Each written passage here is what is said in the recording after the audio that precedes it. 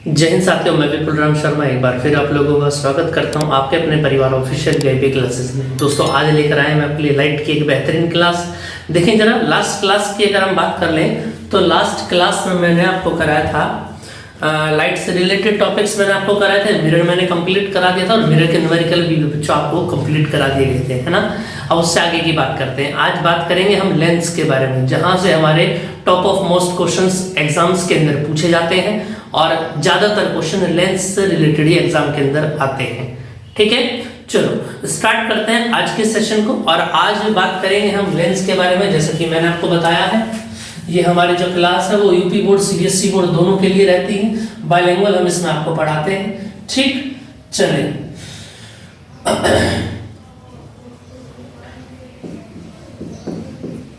Lens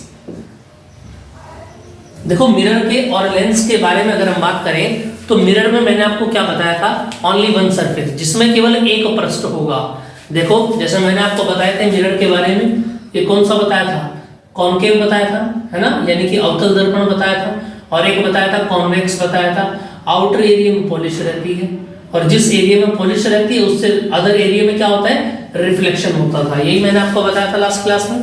अब आगे की अगर मैं बात करूं बच्चा, तो देखें जरा, अगर लेंस की अगर मैं बात करूं, लेंस और मिरर में सबसे बड़े डिफरेंस की अगर हम बात करें तो सबसे बड़ा डिफरेंस एक ही होता है। क्या, जो आपको याद रखना है, लेंस में आप याद रखेंगे टू सरफेस होते हैं। कितने सरफेस होते हैं लेंस के अंदर,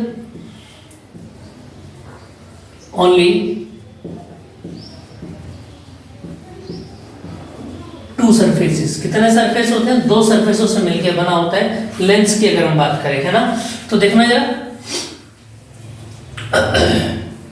थोड़ी सी तबीयत खराब है, बाकी आवाज तो क्लियर होगी आपको। हाँ ठीक, हाँ वॉइस क्लियर है ना, ठीक। चले आगे की बात कर लेते हैं। अब लेंस की अगर मैं बात करूं तो लेंस के यहाँ से दो टाइप निकल के आते हैं। सबसे पहले अगर हम बात करें, कॉन्वेक्स होता है यानी कि उत्तल लेंस होता है, ठीक है। और सेकंड नंबर पर कॉनकेव होता है, अवतल होता है। जो बच्चे हिंदी के वो हिंदी पर ध्यान देंगे और जो अंग्रेजी वाले हैं उनको तो अंग्रेजी पर ध्यान देना ही देना है, ठीक है, ये आप याद रखेंगे। तो बच्चा आगे की अगर मैं बात करूं, देखें जरा, तो यहाँ से दो लेंस मिल जाते हैं मुझको, कॉन्वेक्स मिल जाता है और कॉनकेव मिल जाता है। शेप कैसी होती है याद रखेंगे आप। उत्तल लेंस की अगर मैं बात करूं, कॉन्वेक्स लेंस की, तो कॉन्वेक्स लेंस के दो सरफेस होते हैं। दोनों कैसे होते हैं, बाहर की साइड को होते हैं। ये मिडिल होता है और ये प्रिंसिपल एक्सिस होता है जो बीच के पॉइंट से होके जाता है। समझ में आ रही है बात। ऐसी अवतल में अगर हम बात करेंगे तो अवतल में भी बिल्कुल ऐसे ही होगा, बीच के पॉइंट से होकर के जाएगा, ये ऐसा, ठीक है, और ये सेंटर पे से होके जाएगा। समझ में आ रही है बात। अब आप ऐसा समझ के चलेंगे कि जो लेंस बनेगा वो कहां से बनेगा, जो लेंस आपका बनेगा ये पूरे के पूरे शीशा जो होता है ना, पूरा का पूरा कंप्लीट सर्कल, उसको बीच में से काटा जाता है। जैसे अगर मैं बात करूं, देखो अब ये शेप आपको दिखाई दे रही है, एक सरफेस इधर को और एक सरफेस इधर को। ये बना कैसे अगर मैं बात करूं, देखना जरा, पूरा का पूरा लेंस ऐसा होता है। समझ में आ रही है बात। और इसको बीच में से काट दिया गया। आपको बात समझ में आ रही है। एक सरफेस इसका उठाया यहां से, ये रहा, और एक सरफेस यहां से उठाया इसका, ये रहा। यानी कहने का मतलब ये है कि दो सरफेस मिल गए इसमें। एक सर्कल तो यहां पर कंप्लीट होगा पूरा का पूरा। अगर मैं बात करूं, जिसका सेंटर यहां पर पड़ेगा, जिसको हम क्या बोलेंगे, C1 बोल करके चलो फिलहाल इसको सेंटर ऑफ पॉइंट बोलते हैं बस। होता क्या है तो बताऊंगा आपको। दूसरा कैसा होगा, दूसरा भी ऐसा कंप्लीट बनेगा।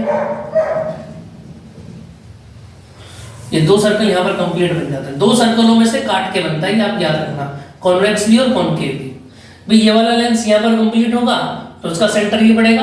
और याद रखना, मिरर में हम क्या बोलते थे, सेंटर बोलते थे, लेकिन यहाँ पर सेंटर ना बोल के क्या बोलेंगे, यहाँ पर बोलेंगे इसको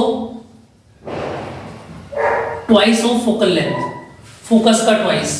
एक यहाँ पर मिलेगा और एक यहाँ पर मिलेगा, जिसको आप क्या बोलेंगे, 2f2।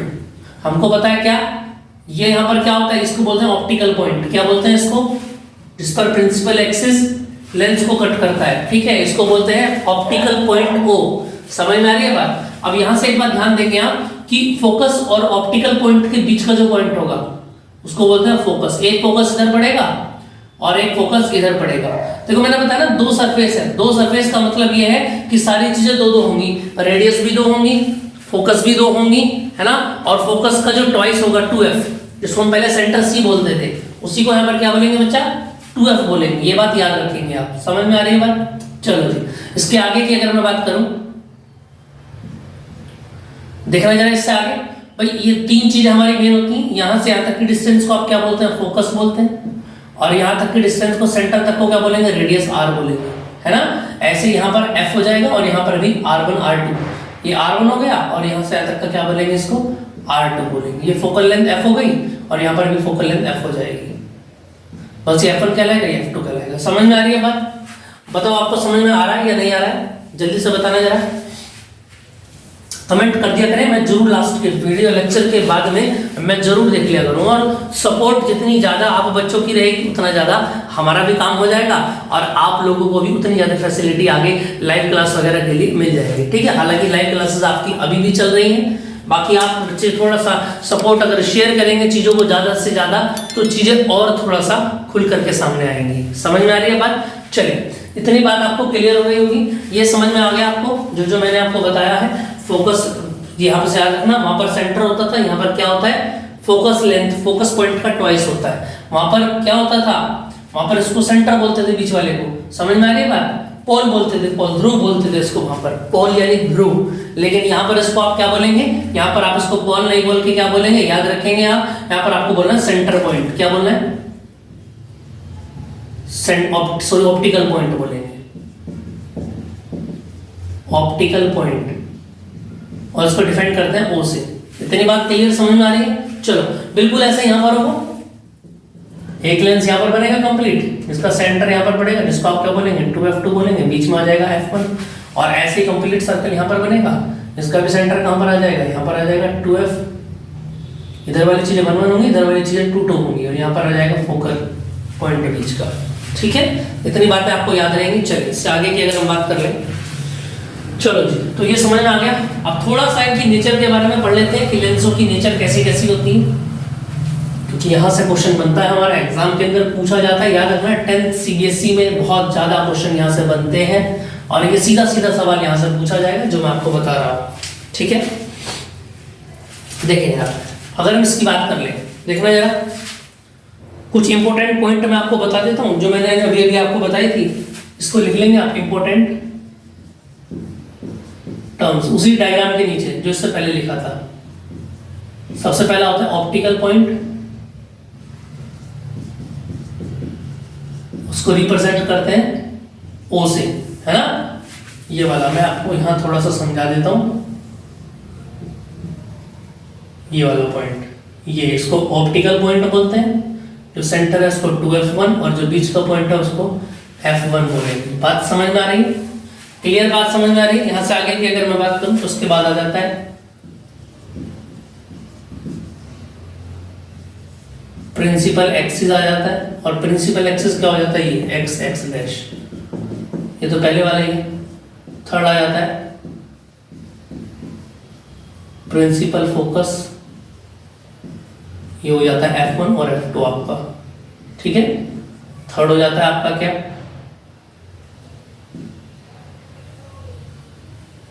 सेंटर। अब इसको सेंटर ना बोल के आप क्या बोलेंगे, 2f1 बोलेंगे, 2f2 बोलेंगे। ये बात भी समझ में आ रही होगी। रेडियस की अगर मैं बात करूं तो याद रखना, लेंथ फ्रॉम 2f1 से लेके और O तक की जो डिस्टेंस है उसी को आप क्या बोलेंगे। देखो यहां से लेके यहां तक की जो डिस्टेंस है उसी को आप क्या बोल रहे हैं बच्चा, r बोल रहे हैं, रेडियस बोल रहे हैं। इतनी बात याद रहेगी, ठीक है। चलो नंबर 6 आएगा फोकल लेंथ। फोकल लेंथ क्या होती है, याद रखना, लेंथ फ्रॉम f1 से लेके O तक की जो लेंथ है उसको आप f बोलेंगे। ये फोकस पॉइंट थे, याद रखना। इनको कैपिटल F1 और कैपिटल F2 बोलते हैं, इसको स्मॉल बोलते हैं, स्मॉल f1 और स्मॉल f2। इतनी बात याद रहेगी। यहां तक कोई दिक्कत हो तो जल्दी बताया जरा। इतनी बात क्लियर हो गई होगी। चलो हाँ, ये सेंटर ऑफ कर्वेचर वाला है, इसको लिख सकते हैं आप, सेंटर ऑफ कर्वेचर। बाकी ये 6 टर्म आपको याद रखनी है। इन्हीं में से आपके ये यूज कहाँ पर होंगे अगर हम बात करें, जब आप क्वेश्चन न्यूमेरिकल लगाएंगे तो वहां पर सीधा सीधा आपको बोला जाएगा कि रेडियस कहाँ है, सेंटर कहाँ है, ऑब्जेक्ट कहाँ पर है। जैसे हमने मिरर में 6 क्वेश्चन पढ़े थे, आपको याद होगा, ऐसे ही 6 क्वेश्चन यहाँ पर भी मिलने वाले हैं। बस मिरर की अगर हम बात करेंगे तो मिरर में कॉनकेव मिरर के लिए 6 सवाल पढ़े थे हमने, और कॉन्वेक्स मिरर के लिए 1 पढ़ा था। लेकिन यहाँ पर इसका उल्टा हो जाएगा, कॉन्वेक्स मिरर के लिए कितने मिलेंगे, यहाँ पर 6 सवाल मिलेंगे, और कॉनकेव मिरर कॉनकेव लेंस के लिए कितने मिलेंगे, सिर्फ 1 या 2 केस यहाँ पर देखने को मिलेगा। समझ में आ रही है बात? यहाँ तक को दिक्कत हो तो जल्दी बताया जरा। इससे आगे की बात को अगर मैं स्टार्ट करूं बच्चा, आई होप आपको इतनी चीजें समझ में आ रही होंगी। अब इससे आगे की नेक्स्ट बात अगर हम करें, ये टॉपिक मैं आपको करा रहा हूं, इसके बाद सेकंड टर्म का हम स्टार्ट कर देंगे, ठीक है, क्योंकि लास्ट प्लेलिस्ट हमने इसी पर छोड़ी थी, तो मैं पहले इसको कंप्लीट करा रहा हूं, ठीक है। तो इसमें बिल्कुल भी मेरे पास मैसेज वगैरह भी आ रहे थे बच्चों के कि हम सेकंड टर्म का पढ़ना चाह रहे हैं, तो सेकंड टर्म की क्लासेस इसकी ये लाइट कंप्लीट हो जाए, इसके बाद सेकंड टर्म का ही सिलेबस आपका स्टार्ट किया जाएगा। घबराने की कोई बात नहीं, एक एक चैप्टर आपका कंप्लीट करा जाएगा, टर्म फर्स्ट का भी, टर्म सेकंड का भी। क्लियर बात समझ में आ रही है? केमिस्ट्री भी कराएंगे, बायो भी कराएंगे 10th लेवल की, और 12th लेवल की अगर बात होगी तो 12th का केवल फिजिक्स की वीडियोस स्टार्ट होंगी और इससे नेक्स्ट आने वाली है, ठीक है। चलिए, कुछ चक्कर क्या हो रहा है ना, कुछ चीजें भी रिकॉर्डेड करके डालनी पड़ रही है, समझ में आ रही है? हाँ, देखो बच्चों, हमारी भी शुरुआत है, हमें भी अभी इतना लंबा टाइम या एक्सपीरियंस नहीं हुआ है। बस मेन मकसद ये है कि हर बच्चे को शिक्षा मिले, समझ में आ रही है बात? यही हमारा उद्देश्य है, और ये उद्देश्य मैं बार बार हर वीडियो में ये बात बताता हूँ कि हर बच्चा पढ़ना चाहिए। पढ़ने के लिए जरूरी नहीं पैसा हो, पढ़ने के लिए जरूरी नहीं आपके पास बहुत बड़ी एलईडी हो, पढ़ने के लिए जरूरी नहीं आपके पास बहुत हाई क्वालिफाइड टीचर हो, ऐसा भी जरूरी नहीं है। समझ में आ रही है बात या नहीं? आपने एकलव्य का नाम सुना होगा, और एकलव्य की अगर आपने कहानी जानी होगी तो आप समझ सकते हैं एकलव्य किस पीएचडी टीचर से पढ़े होंगे। समझ में आ रही है? केवल एक मूर्ति को सामने रख करके अपने उद्देश्य को पूरा किया। समझ में आ रही है? वो बात अलग है कि उनकी किस्मत में अर्जुन जैसा सम्मान नहीं लिखा हुआ था। समझ में आ रही है बात? चलिए, बात करते अपनी बात पर वापस आ जाते हैं। चलिए जरा नेक्स्ट बात अगर हम स्टार्ट करें,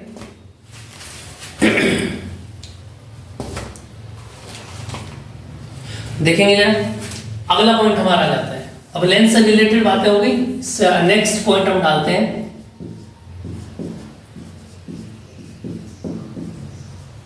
रिफ्रैक्शन ऑफ लाइट, यानी कि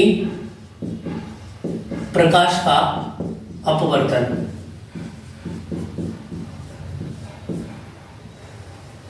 हिंदी और इंग्लिश दोनों बच्चे पढ़ेंगे, ये हमारी जिम्मेदारी है। समझ में आ रही है बात? किसी को किसी भी तरीके की कोई दिक्कत हो तो कमेंट कर दिया करें, मेरा नंबर नीचे दिया हुआ है, वहाँ पर आप सीधा मुझसे व्हाट्सअप कर सकते हैं, सीधी कॉल कर सकते हैं ऑफिस के नंबर पर, वहाँ पर सारी जानकारी आपको मिल जाएगी। सारी चीज़ें फ्री हैं, किसी चीज़ का कोई पैसा आप लोगों को नहीं देना है, ये बात आप याद रखेंगे, ठीक है बच्चा। चलिए आगे की बात अगर हम बात करें, प्रकाश का अपवर्तन क्या होता है? अपवर्तन की अगर मैं बात करूँ, देखो अपवर्तन का देखो, अब अपवर्तन से समझ में आ गया। अपवर्तन जैसा हमने पहले कुछ पढ़ा था, रिफ्लेक्शन पढ़ा था, हाँ भैया जी याद आ गया, रिफ्लेक्शन पढ़ा था।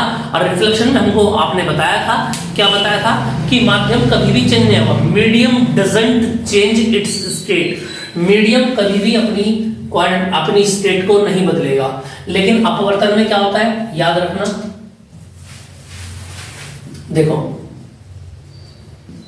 When a ray of light enters from one medium to another medium,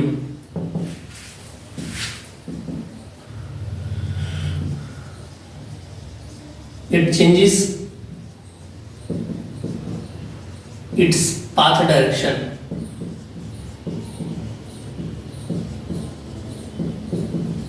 This is called refraction. यानी कहने का मतलब यह है क्या कि जब कोई, इसको नोट कर लेंगे आप, प्रकाश किरण, क्या बताया गया, जब कोई प्रकाश किरण किसी एक माध्यम से दूसरे माध्यम में प्रवेश करती है, एक माध्यम से कहां प्रवेश करती है भैया, दूसरे माध्यम में प्रवेश करती है ना? तो क्या करती है बताना जरा। तो वह अपने मार्ग से क्या हो जाती है? डिस्ट्रैक्ट हो जाती है, विचलित हो जाती है, यानी कहीं और को मुड़ जाती है। और यही घटना क्या कहलाती है? अपवर्तन कहलाती है। बात समझ में आ रही है? इतनी बात क्लियर समझ में आ रही है या नहीं आ रही? सभी बच्चे टेलीग्राम वाला चैनल कर लेंगे, ठीक है, सब्सक्राइब कर लेंगे, लाइक कर लेंगे। और टेलीग्राम वाला जो चैनल है, हाँ, ऑफिशियल वीआईपी क्लासेस के नाम से, ऑफिशियल वीआईपी क्लासेस के नाम से, 10th क्लास के नाम से, बाकी उसमें मैं मेंशन करा दूंगा बाद में डिस्क्रिप्शन में, वहां से आप इसको ले सकते हैं। वहां से आपको सारी पीडीएफ मिल जाएंगी, सारी हैंड रिटन नोट्स पीडीएफ के मेरे द्वारा लिखे हुए आप लोगों तक पहुंच जाएंगे, ये बात याद रखना। समझ, बाकी कोई पीडीएफ आपको नहीं मिलती तो आप ऑफिस के नंबर पर सीधा व्हाट्सएप कर सकते हैं, वहां से आपको पीडीएफ अवेलेबल हो जाएगी, ठीक है। तो ये समझ में आया आपको कि प्रकाश की किरण, कहने का मतलब ये है, इसमें याद रखने वाली बात ये है कि माध्यम बदलेगा, आपका जो माध्यम है, जो मीडियम है, वो चेंज होगा ही होगा, ये बात आप याद रखना। समझ में आ रही है बात, ठीक है। अब यहां से बात आ जाती है माध्यम की। तो माध्यम है क्या? अगर हम बात करें माध्यम होता क्या है, मीडियम क्या होता है, देखो सीधी सी बात मैं आपको समझाता हूँ। मीडियम होता क्या है, ये मार्कर है, इस मार्कर के अराउंड सराउंडिंग एरिया में क्या फ्लो हो रहा है? एयर फ्लो हो रही है, हवा बह रही है चारों तरफ, यानी वो चीज उससे टच हो रही है, कौन हो रही है? हवा ही तो है, एयर ही तो है, तो उसका मीडियम क्या बन जाएगा? एयर बन जाएगा। नहीं बात समझ? इस मार्कर को मैंने उठाया और कहाँ डाल दिया? एक बकेट के अंदर डाल दिया, उसके अंदर पानी भरा हुआ है, एक बाल्टी है जिसके अंदर पानी भरा हुआ है, उसके अंदर मैंने इस मार्कर को डुबो दिया। अब बकेट के अंदर, ये समझो आप बकेट है, बकेट के अंदर ये मार्कर चला गया, चारों तरफ कौन है इसके? चारों तरफ कौन है इसके? एयर। अरे वाटर है भैया, हाँ हाँ समझ गया मैं, पानी के अंदर वायु होती है, एयर होती है, लेकिन फिलहाल इसको टच कौन कर रहा है? इसको गीला कौन कर रहा है? पानी तो कर रहा है ना। तो कहने का मतलब ये हुआ क्या कि इसको जो टच कर रहा है बार बार, वो कौन कर रहा है? वाटर कर रहा है, तो उसका मीडियम क्या बन जाएगा? वाटर बन जाएगा। समझ में आ रही है बात? इसको मैंने क्या किया? इसको मैंने ऑयल के अंदर डुबो दिया। अब इसको कौन टच कर रहा है? ऑयल टच कर रहा है। कौन टच कर रहा है इसको?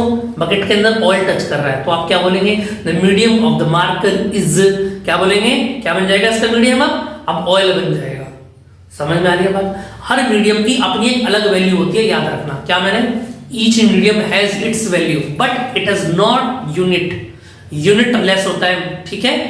मीडियम की कोई यूनिट नहीं होती है, बस एक डिजिट होता है, एक नंबर होता है, जिससे उसको आप कंपेयर कर सकते हैं अदर मीडियम के साथ में। समझ में आ रही है बात? इसको मैं बताऊंगा अभी आपको क्लियर कैसे कैसे होगा। तो ये समझ में आया आपको? तो यहां से अगर मैं बात करूं मीडियम की, मीडियम यानी कि माध्यम, जैसा हमने देखा होगा आपने, क्या किस मीडियम से है? इंग्लिश मीडियम या हिंदी मीडियम? यानी कहने का मतलब यह है, अगर आप सीबीएसई है तो इंग्लिश में बोलेंगे, इंग्लिश में पढ़ेंगे चीजों को। हिंदी मीडियम से है, यूपी बोर्ड से है, तो आप हिंदी में पढ़ेंगे चीजों को। ऐसे ही यहाँ पर मीडियम होगा। मीडियम कहने का मतलब यह है, दो टाइप होंगे मीडियम के। अगर मैं बात करूं तो पहला टाइप क्या होता है, याद रखना, एक तो होता है रेयर,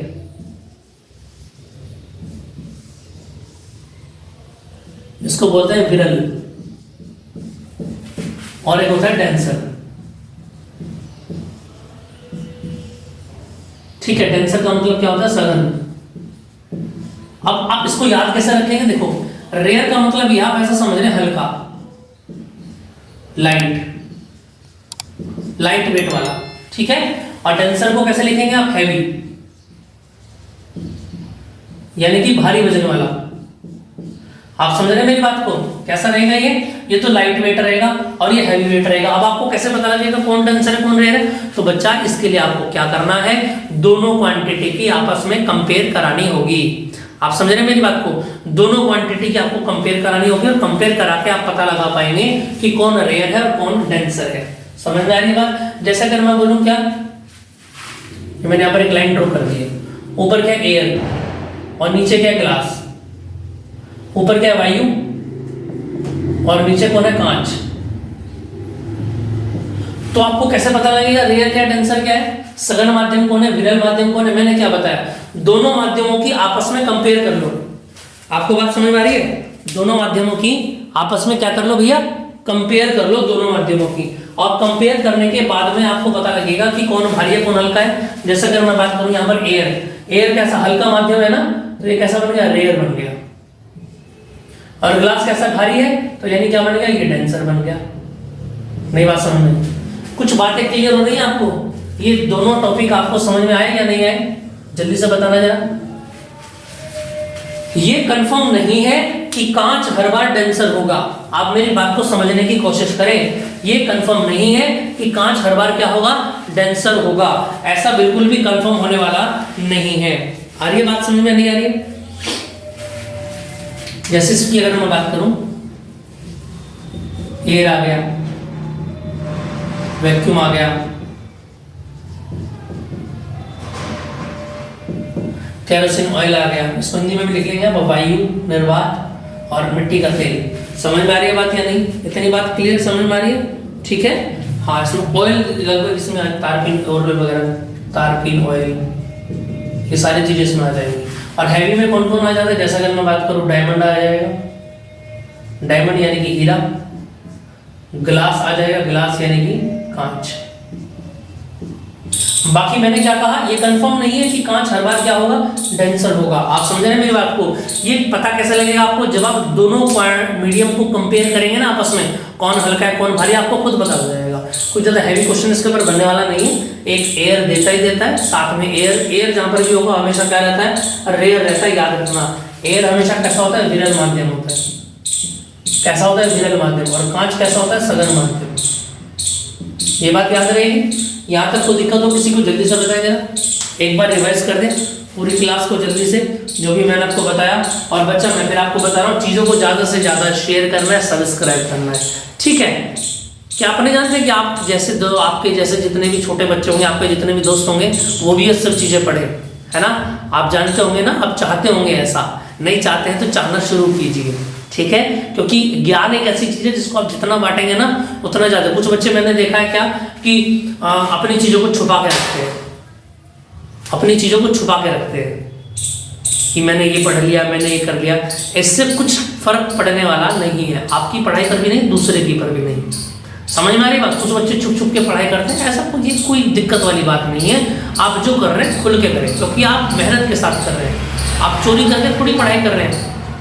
खुल के तैयारी कीजिए, खुल के बात कीजिए दोस्तों से, उनको अपने बारे में बताइए, उनसे पूछिए उनकी तैयारी क्या चल रही है। जब भी कहीं फ्रेंड सर्कल में बैठे तो उस तरीके की बातें कीजिएगा, है ना? क्योंकि पढ़ाई का हमारा लक्ष्य है, इसके अलावा तो हमारा कोई टारगेट है ही नहीं। और इसके अलावा अगर आप लोगों का कोई टारगेट है तो आपकी डायरेक्शन गलत जा रही है, ये बात याद रखना, ठीक है? चलो आगे की बात स्टार्ट कर देते हैं, ठीक है? चलो इतनी बात आपको समझ में आ गई होगी। अब डेंसर और रेयर के बारे में अगर मैं बात करूं तो यहाँ से कुछ बातें नोट कर लेते हैं। क्या देखना जरा भाई, क्या बातें नोट करेंगे यहाँ से हम?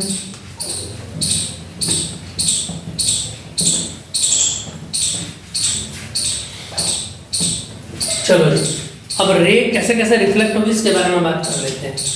यहाँ से आप नोट डाल देंगे और नोट नंबर 1 में एक बात नोट करेंगे। क्या?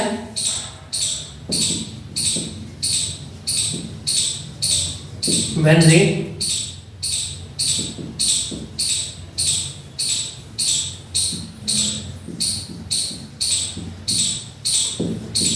डेंसर टू रेयर,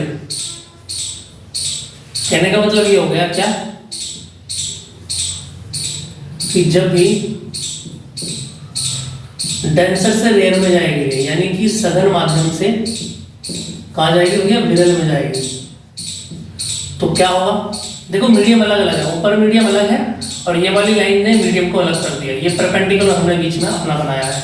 समझ में आ रही है बात? इतनी बात क्लियर समझ में आ रही है? चलो हमको पता है क्या कि लाइट जो रे है वो सीधी ऐसे आती है, आ रही है बात? समझ नहीं आ रही है? अब याद रखना, जब भी सघन माध्यम से विरल माध्यम यानी डेंसर टू रेयर में जाएगा रे, तो क्या होगा ये बात आप याद रखेंगे, रे आएगा और आने के बाद क्या होगा, इसको याद रखना। सीधा जाना था लेकिन ये क्या होगा, इस नॉर्मल से, ये जो नॉर्मल मैंने बनाया है, इस नॉर्मल से क्या होगा, दूर चला जाएगा। ये ऊपर वाला एंगल आई कहलाएगा, नॉर्मल से एंगल बनेगा, हर बार याद रखना, और ये वाला एंगल आपका एंगल आर कहलाएगा। इतनी बात क्लियर रहेगी या नहीं, जल्दी बताना जरा। बात समझ में आ रही है? तो याद रखना क्या हो जाएगा, ये दूर चला जाएगा इससे। क्लियर बात समझ में आ रही? इसकी बात नोट नंबर 2 की अगर मैं बात करूँ यहीं तक, नोट नंबर 2 की अगर मैं बात करूँ, देखना जरा। अब इस बार क्या होगा, रेयर टू कैसा जाएगा, डेंसर जाएगा। इधर आ जाओ मुझे, देखना जरा,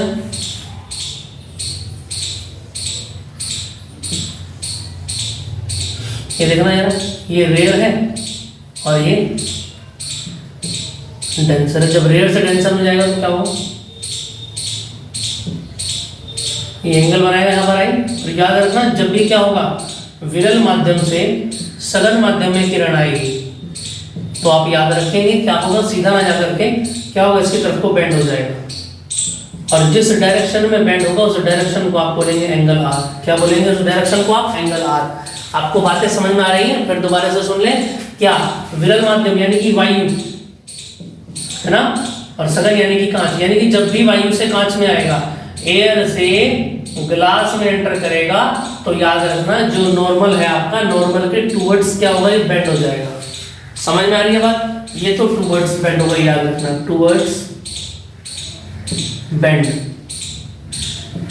समझ में आ रही है बात। और ये क्या होगा, बेंडिंग अवे,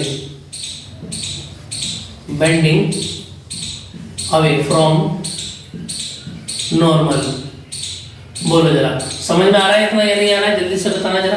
इतनी बात क्लियर हुई या नहीं हुई, जल्दी से बताएं जरा। यहाँ तक की क्लास में कोई दिक्कत हो किसी को, जल्दी से बताएं जरा। यहाँ तक की क्लास में किसी को भी कोई दिक्कत हो भैया, जल्दी बताएं जरा। थोड़ी सी एनर्जी डाउन है, कोई बात नहीं, कह रहे थोड़ी एनर्जी डाउन है, कोई बात नहीं। थोड़ा ना अभी मुझे फीवर वगैरह हो गया था, तो अभी जाके थोड़ा सा स्टेब्लिश हुआ है। बीच में थोड़ी सी चैनल की वीडियोस वगैरह में थी, इसलिए आपका थोड़ा सा लेट हो गया। बाकी ये प्रोसेस जो सीबीएसई और बोर्ड क्लासेस का जो प्रोसेस था, ये पहले से ही मेरे माइंड में था। इसको थोड़ा सा लेट हो गया, कोई बात नहीं, मैराथन वगैरह लगा के इसको हम कंप्लीट कर देंगे। समझ में आ रही बात, यहाँ तक कोई दिक्कत, इस तरीके की क्लास में कोई दिक्कत किसी को, जो भी आपका सुझाव हो, जो भी आपका करेक्शन हो, जिस तरह की वीडियो आपको चाहिए उस तरह का कमेंट आप जरूर करें, सीधा मुझसे बात कर सकते हैं। अगला टॉपिक आपको क्या चाहिए, लाइट से अलग क्या स्टार्ट कराना है, किसमें आपको दिक्कतें आ रही हैं, बायोलॉजी में, केमिस्ट्री में, टर्म सेकंड में क्या पहले कराना है, इसको आप मुझे जरूर नोटिफाई करेंगे। जितने भी बच्चे वीडियो देख रहे हैं 10th लेवल के या उनके माँ बाप या जितने भी हैं, ये सेटिस्फाई सजेशन आप जरूर करेंगे मुझको कि अगला टॉपिक आपको क्या चाहिए, जिससे कि मैं ज़्यादा सूटेबल होकर चीज़ों को बना पाऊँ। ठीक है बच्चा, समझ में आ रही है बात। तो दोस्तों बने रहिए हमारे साथ, और आज के लिए केवल इतना ही रखेंगे। नेक्स्ट क्लास में मिलते हैं नए टॉपिक के साथ, बेहतरीन मज़ेदार क्लास में फिजिक्स को एंजॉय करेंगे। जय हिंद, जय भारत।